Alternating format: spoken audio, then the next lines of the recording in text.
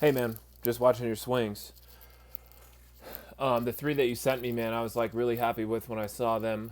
Um, this first swing here, as I'm watching, you do a lot of good things. Get to a good athletic position. Um, but the thing that stands out to me the most is your bat path. All right, so if we add that flight of the ball in there, all right, and then we draw two lines, basically where your bat enters the zone and then where your bat exits the zone. All right, we're just checking to see how long your bat stays on that line. So if you were to get beat by a fastball, all right, that back line there, you'd still be able to hit it. And then if the pitcher maybe slowed it down a little bit, you would still be able to hit it there too. So that bat path and just being able to keep your bat in that zone for as long a period of time as possible is going to be super key. That's going to help you get so many more hits. And then this swing right here shows us that you're able to do that pretty well. So that bat's in the zone. Nice high finish, good full turn with the body, head staying still, all the stuff that we worked on. The only thing that concerned me a little bit was like this leg kick here, where you kind of really bring that foot back.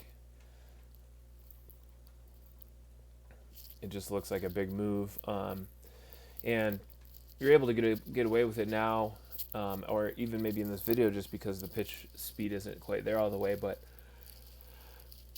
might eventually cause you some trouble down the road when it comes to seeing some faster pitchers who can locate, or some guys that really have a good secondary pitch. But um, real good job here through this turn. One thing I want to point out is that you're just staying connected very, very good. This will be important as we take a look at the next two swings. But overall, this one really, really good. Good job. Next swing here, all right, we're going to see a lot of the same things. Again, we see that bigger load with that foot. It's just swing number 2 and swing number 3. We don't necessarily get to that good of a launch position. You can see that we're just kind of flying open a little bit. Some of that weight is hanging back. And then as you go through our turn, all right, so you can see here just kind of like the head is a little bit back. We're kind of tipping back, leaning back a little bit, and we're just going to kind of sit on this back foot and really just turn. So kind of like a sit and spin kind of deal. But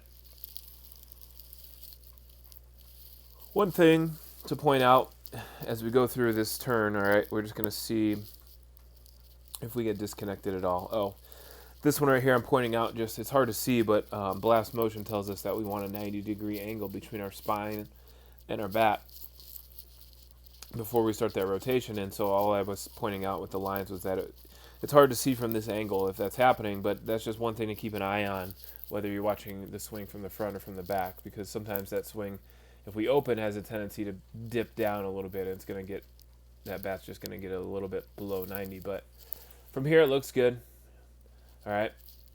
As we go, you can see that we're just got a little bit of space there, and then as we turn, we're just going to kind of stay a little disconnected there.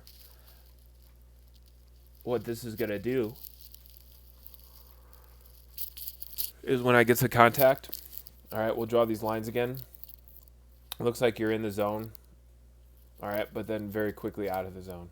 And you can see where that extension's happening is that exit 3 that we talk about, all right? So maybe because our weight's sitting back a little bit, all right, we're getting a little bit disconnected in our turn, and then once we make contact, we're kind of losing our bat path towards the third base dugout a little bit.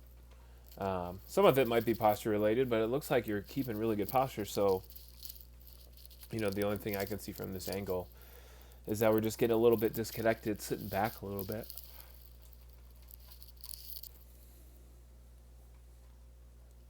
But overall, one of the things we worked on before too was trying to keep your head still. And in all 3 videos, you're doing that very, very well.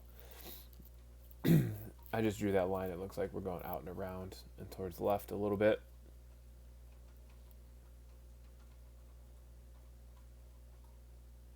Here, smaller leg kick, all right? So I'm wondering, what our thought process was there and why that changed.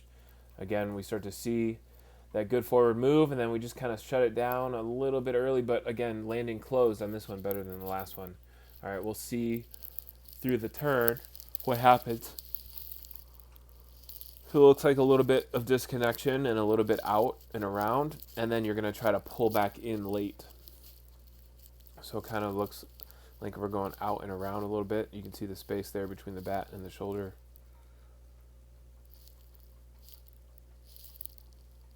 Out and around, and then it looks like we try to pull those hands in late, so you can see that our extension again kind of happens more towards that third base line. All right, and it's a little bit lower too. You can see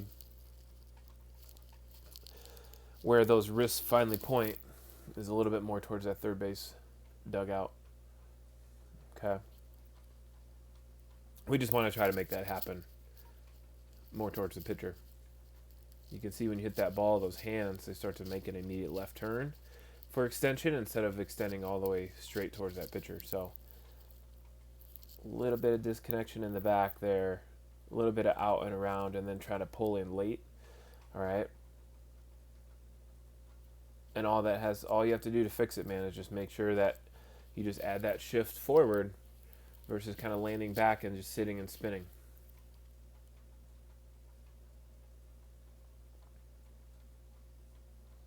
But love that you're getting your work in, man.